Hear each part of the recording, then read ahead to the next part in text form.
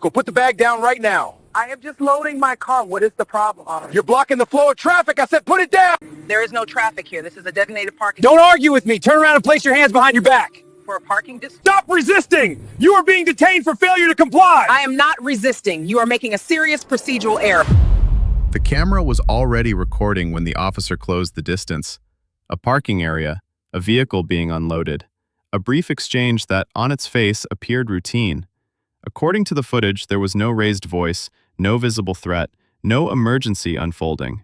And yet, within moments, metal cuffs were placed around the wrists of the woman standing beside her car.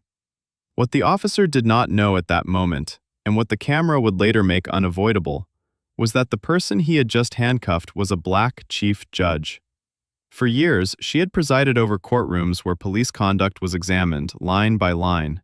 She had reviewed arrest reports, evaluated probable cause, ruled on suppression motions, and weighed whether officers had acted within constitutional boundaries. Court records show she had overseen cases involving unlawful detention, excessive force claims, and departmental policy failures. Her professional role had required her to scrutinize the very type of encounter now unfolding around her. None of that authority was visible in the frame.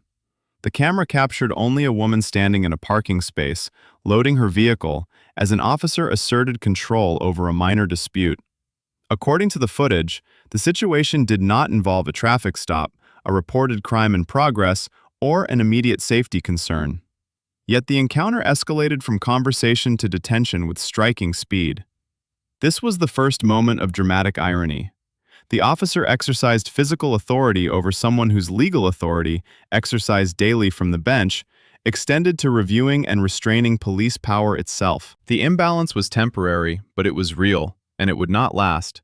As the handcuffs clicked shut, the legal consequences of that decision were already taking shape, even if no one on scene recognized them yet. Every action captured by the camera would later be replayed, slowed down, transcribed, and evaluated not by emotion, but by law. The setting, a parking dispute, would become central. So would the absence of any clear justification for restraint. Public filings later confirmed that the incident would not end at the curbside. The city would eventually face a substantial financial penalty tied directly to what happened in those moments. According to official records, that amount would reach $900,000. At the time, however, none of that was visible. The officer stood where the law usually stands unquestioned. The judge stood restrained, silent, and momentarily stripped of the authority she had exercised for years inside a courtroom. The camera did not blink. It simply recorded the beginning of a case that would reverse the balance of power entirely. The footage shows the encounter beginning without urgency. A marked vehicle, a uniformed officer, a woman beside her car, handling personal items. According to the recording, she does not flee, she does not raise her voice, and she does not obstruct the officer's approach. There is no indication of a traffic violation in progress. There is no report of a crime tied to her vehicle. The setting is a parking area where her presence is lawful. From a legal standpoint, that baseline matters. At the moment the officer initiated contact, the woman was not subject to a stop based on observed criminal activity. The camera does not capture contraband, aggressive movement, or any behavior that would independently establish reasonable suspicion. What unfolds instead is a conversational encounter that quickly narrows into a command-driven interaction. This is where the legitimacy gap begins to form. The officer's questions, as captured on audio, assume authority over the space. Requests become directives. Directives become warnings. At no point does the footage reveal an explanation grounded in a specific statute or articulable safety concern. The woman's posture remains non-threatening. Her hands are visible. She continues loading her vehicle. Legally, that distinction is critical. Under Fourth Amendment standards, a consensual encounter does not become a detention unless a reasonable person would feel they are not free to leave. The moment authority is asserted without legal basis, the encounter shifts categories. The camera documents that shift in real time. As the interaction progresses, the officer's perception appears fixed on control rather than clarification. According to the footage, the woman attempts to explain her presence. She does not refuse identification in a hostile manner. She does not interfere with the officer's movement. There is no escalation from her side that would independently justify restraint. What the officer does not know, but what the legal record later confirms, is that the woman he is addressing is not merely compliant, she is acutely aware of how such encounters are supposed to be evaluated. Her professional life has required her to assess whether officers articulate lawful grounds before restricting liberty. In this moment, she does not assert that authority. She does not announce her position. She remains within the narrow role the situation has forced upon her. That restraint becomes part of the record. From the officer's perspective, the legitimacy gap widens. His actions proceed as though the encounter already carries enforcement authority. Commands are issued, physical proximity increases, the option to disengage remains available, but it is not taken. Each of these steps represents a decision point. None, on their own, would necessarily result in liability. Together, they begin to stack. The parking dispute itself remains unresolved on the footage. There is no clear evidence that the woman is blocking traffic, violating posted restrictions, or creating a hazard. The camera captures no attempt to verify ownership of the vehicle or authority to be present. Instead, the interaction centers on compliance with the officer's immediate commands. This is where constitutional analysis later focuses. Courts do not evaluate outcomes, they evaluate process. They ask whether the officer could articulate a lawful reason for transforming a brief interaction into a detention. The footage offers limited support for that transformation. As the officer's tone hardens, the woman's responses remain measured. She does not attempt to leave abruptly, she does not resist, she does not provoke. The legitimacy gap between what the officer believes he is authorized to do and what the law allows him to do continues to widen. The camera captures the moment when the encounter fully crosses the line. The woman is informed that she is being detained. There is no audible explanation tied to a specific offense. The justification, if any exists, is not stated on the recording. This is another chance to stop. He doesn't. From a legal perspective, detention without clear, reasonable suspicion becomes exposure. Each additional command, each physical adjustment, each second of restraint compounds that exposure. The woman's continued compliance removes any argument that force was necessary to gain control. Her legitimacy is not derived from her title. It is derived from the absence of unlawful behavior. Later filings would emphasize this point. The case would not hinge on who she was, but on what she did not do. She did not flee. She did not threaten. She did not obstruct. The footage documents those absences as clearly as it documents the officer's actions. As the interaction moves closer to physical restraint, the imbalance of power appears complete. The officer stands in uniform, supported by institutional authority. The woman stands alone, subjected to commands that the camera does not show to be legally grounded. What remains unseen but already inevitable is how this legitimacy gap will be examined. Every second of footage will later be reviewed, not by supervisors on scene, but by attorneys, investigators, and ultimately by a court. The question they will ask is simple. At what point did this stop being lawful? The answer will not favor the officer. The footage does not exist in isolation. Every action captured in the parking area occurred within a larger institutional framework, one shaped by training, departmental norms, and enforcement culture. Courts later reviewing the incident would not ask only what the officer did, but what systems allowed those decisions to unfold without interruption. According to public records, the officer involved was operating under standard departmental authority at the time of the encounter. There is no indication on the footage of a supervisor being consulted before the detention escalated. No radio call requesting clarification. No pause to verify whether enforcement action was necessary. The interaction proceeds as though unilateral control is both expected and unquestioned. This is where organizational context matters. Law enforcement training emphasizes command presence and scene control, particularly in ambiguous situations. But that emphasis carries risk. When control becomes the default objective rather than a tool justified by circumstances, decision-making narrows. Officers are conditioned to resolve uncertainty through authority, not inquiry. The footage reflects that pattern. Rather than stepping back to reassess the legality of continued detention, the officer doubles down on compliance. Each directive appears designed to reinforce dominance over the encounter, rather than to clarify its legal basis. From an institutional standpoint, this reflects a common enforcement posture. Maintain control first, justify later. Departments often rely on internal discretion to prevent escalation. Supervisors are expected to intervene when encounters drift from policy. Yet here, no such intervention appears. The officer operates alone, unchecked, and confident in the authority being exercised. This confidence is not necessarily personal, it is systemic. Publicly available departmental policies emphasize officer safety and compliance, but they also require articulable justification for detention and arrest. The gap between policy language and street-level execution becomes visible in moments like this. The footage shows commands issued without documented cause. That discrepancy becomes critical once the interaction leaves the street and enters review. Another decision point emerges here. The officer could have disengaged. The officer could have clarified the parking issue. The officer could have requested supervisory guidance. None of those paths were taken. Instead, the encounter continues along a single trajectory, one that increases legal exposure with each step. From a departmental perspective, this is where liability begins to shift. When officers act within clearly defined legal bounds, departments are shielded.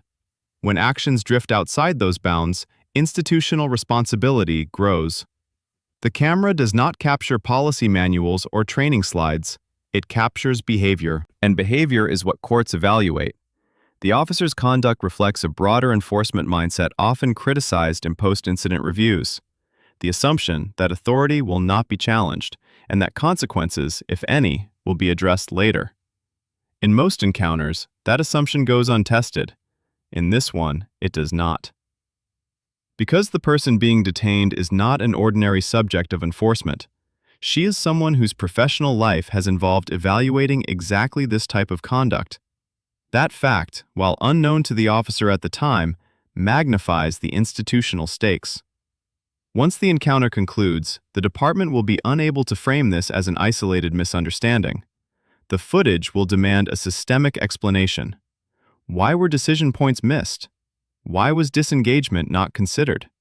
Why was restraint applied without clear justification? These questions will not be asked emotionally. They will be asked procedurally.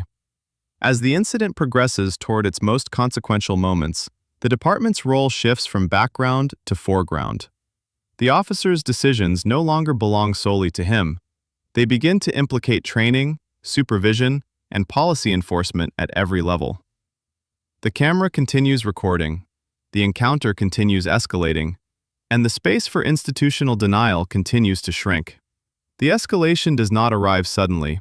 It builds in small, deliberate increments, each one narrowing the officer's legal options. According to the footage, the officer closes the physical distance between himself and the woman. His stance shifts from conversational to controlling. The tone of his voice changes. What began as a disputed parking issue now carries the posture of enforcement. This is the next decision point. At this stage, the law still allows discretion. A brief inquiry could end the encounter. A warning could resolve it. Even disengagement remains available. None of those paths are taken. Instead, the officer asserts authority without clarifying the legal basis for doing so. The camera captures commands that assume compliance rather than seek understanding. From a constitutional perspective, this matters. Physical proximity combined with authoritative language is one of the markers courts use to determine when a reasonable person would no longer feel free to leave. The footage documents that threshold being crossed. The woman does not escalate in response. She does not make sudden movements. She does not raise her voice. Her body language remains controlled. She continues handling her belongings, signaling no intent to flee or interfere. The absence of resistance removes one of the most common justifications for physical restraint. Another chance to stop appears here. He doesn't. The officer's hand reaches for her arm.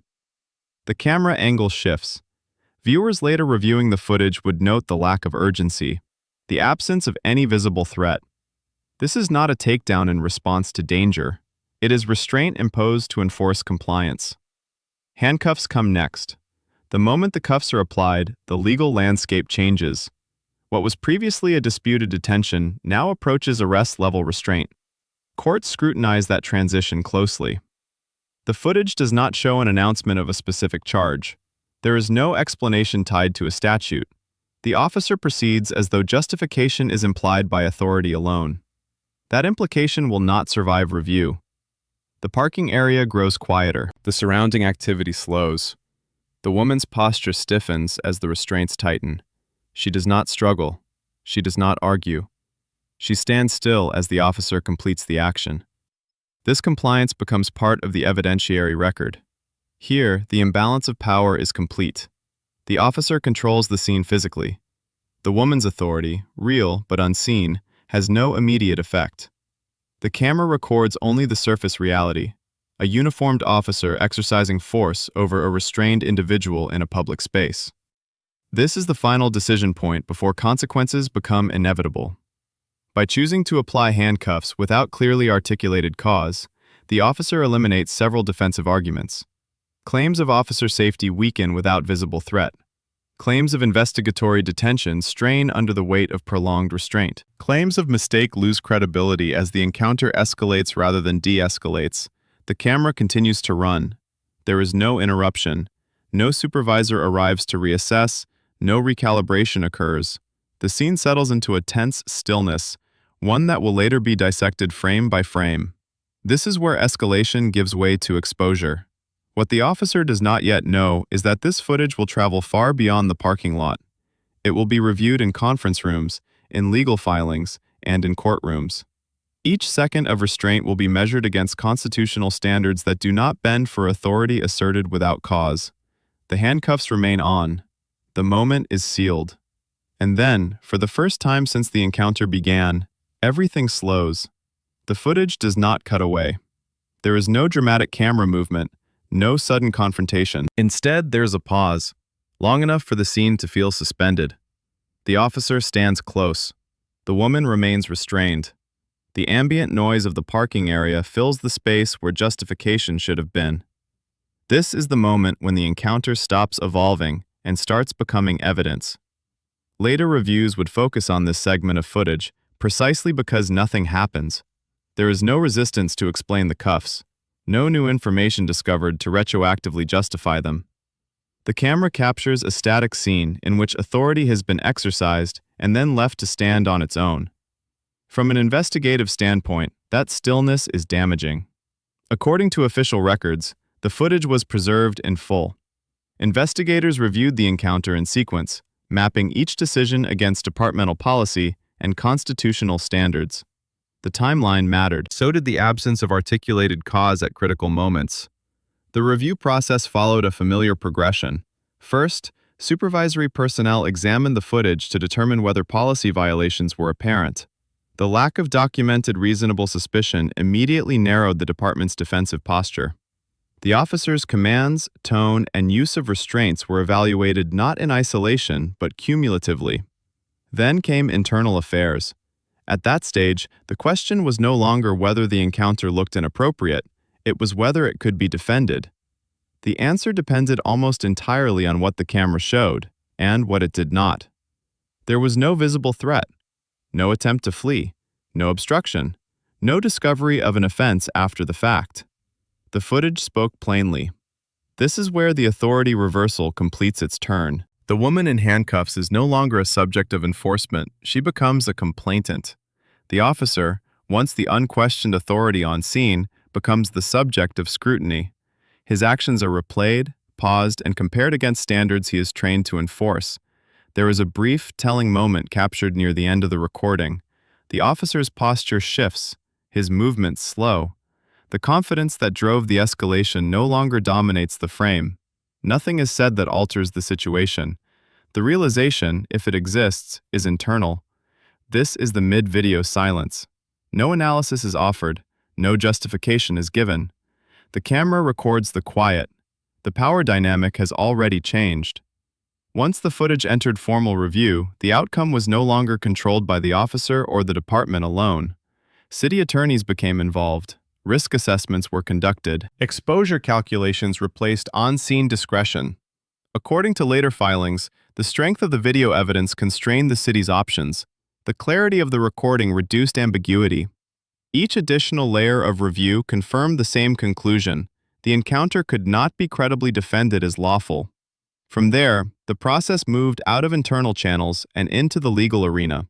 Timelines were established, claims were evaluated, negotiations began under the weight of recorded fact rather than narrative explanation. The parking dispute was no longer relevant. The identity of the restrained individual, while significant, was not decisive. What mattered was that the footage documented restraint without justification, and did so from start to finish. By the time the investigation concluded, the outcome was largely predetermined. The camera had already done its work. Once the investigation moved beyond internal review, the city's exposure became quantifiable. What began as a parking dispute captured on camera had evolved into a civil liability issue with clear financial risk. According to official records, the footage left little room for alternative interpretation, and that reality shaped every legal decision that followed. The first consequence was administrative. The officer's conduct, as documented, failed to align with departmental policy governing detention and use of restraints. Supervisors reviewing the incident noted the absence of articulated reasonable suspicion and the premature escalation to handcuffing.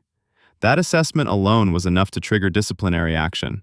The precise nature of the discipline was addressed through internal channels, but the finding itself established a formal record of wrongdoing. From there, the matter entered the civil system.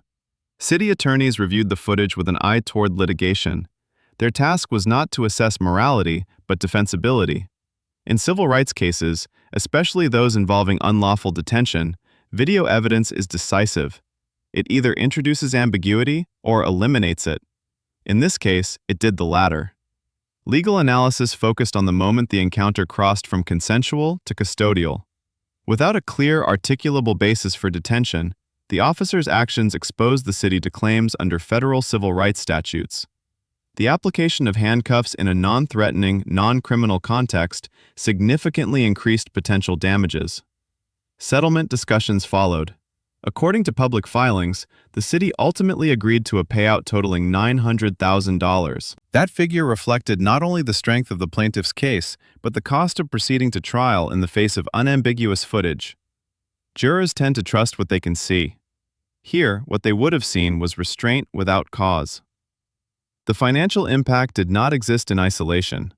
The settlement amount drew scrutiny from city leadership and the public. Budgetary consequences were immediate. Funds allocated to address the claim came from municipal resources, tying the officer's on-scene decisions directly to taxpayer expense. This is where the authority reversal reached its final legal form. The chief judge, once restrained in a parking area, now stood as the prevailing party in a civil action. The officer, whose authority had gone unchecked in the moment, became the source of institutional liability.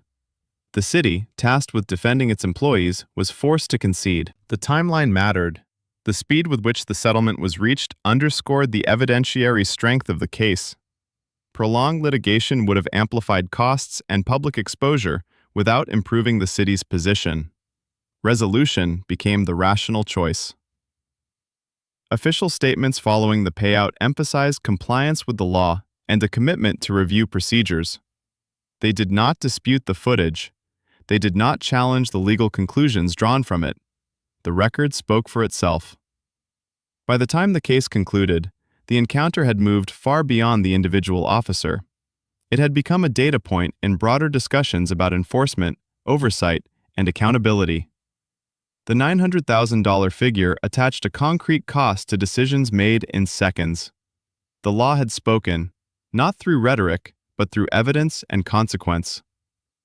The case did not end with the settlement. While the $900,000 payout closed the civil claim, it opened a broader institutional reckoning. When incidents are resolved with clear video evidence and substantial financial consequence, they rarely remain confined to the individuals directly involved. According to official statements, the department initiated reviews of its training protocols following the resolution. Encounters involving low-level disputes and non-criminal contexts received renewed attention. Emphasis was placed on distinguishing consensual contact from detention and on articulating lawful justification before escalating authority. These measures were presented as corrective, not punitive. The city's role also shifted. Budget officials and oversight bodies examined how a routine enforcement action had translated into a significant taxpayer expense. Settlements of this magnitude are not absorbed quietly. They are logged, reported, and compared against prior cases. Patterns emerge, and those patterns inform policy. For the judiciary, the incident carried its own weight. The fact that the restrained individual was a chief judge did not alter the legal analysis, but it sharpened institutional awareness. Courts rely on the assumption that constitutional boundaries will be respected in practice. When footage shows otherwise, the credibility of enforcement suffers. What ultimately drove reform was not outrage, but clarity. The camera had captured a sequence of decisions that could not be reframed. There were no missing angles, no disputed moments. The record was complete. That completeness made denial impossible and reform necessary. In the aftermath, the encounter became part of training discussions, internal audits, and legal briefings, not because of who the subject was, but because of what the footage revealed. Authority, when exercised without legal grounding, produces measurable harm. That harm can be tracked through policy revisions, litigation costs, and public trust. The officer returned to anonymity. The parking area returned to normal use. But the footage remained.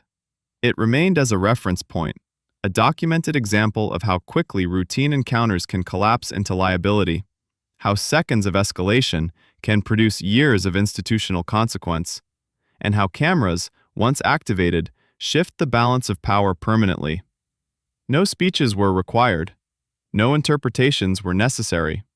The footage made it undeniable.